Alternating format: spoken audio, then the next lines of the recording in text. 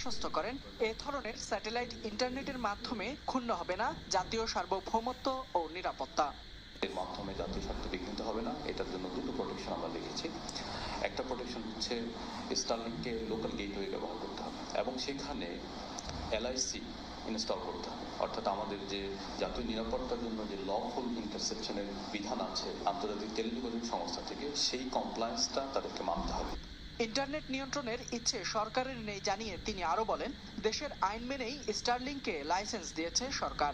আমরা কিন্তু telecom licence regime পরিবর্তনের তাড়াহুড়া করছি। যদি আপনারা খেয়াল করে থাকেন, 7 স্তরের লাইসেন্স আছে, অত্যন্ত দ্রুততার সাথে আমরা সেখানে একটা আইন পরিবর্তন করে সেখানে 7 স্তর থেকে কমিয়ে 3 স্তর আনছি। সুতরাং তাড়াহুড়া করেছি, একটা যৌক্তিক কারণে করেছি, জনস্বার্থ রক্ষার জন্য করেছি এবং এই খাতে শৃঙ্খলা এবং ইউটিলিটি তৈরির জন্য করেছি। পরীক্ষামূলকভাবে স্টারলিংকের ইন্টারনেট সেবা দেওয়া শুরু হলেও পূর্ণাঙ্গভাবে কাজ শুরু করতে আরও 80 দিন সময় লাগবে বলেও জানান ফয়েজ আহমেদ তৈয়ব। বাংলাদেশের ইতিহাসে প্রথমবারের মতো আনলিমিটেড একটা ডেটা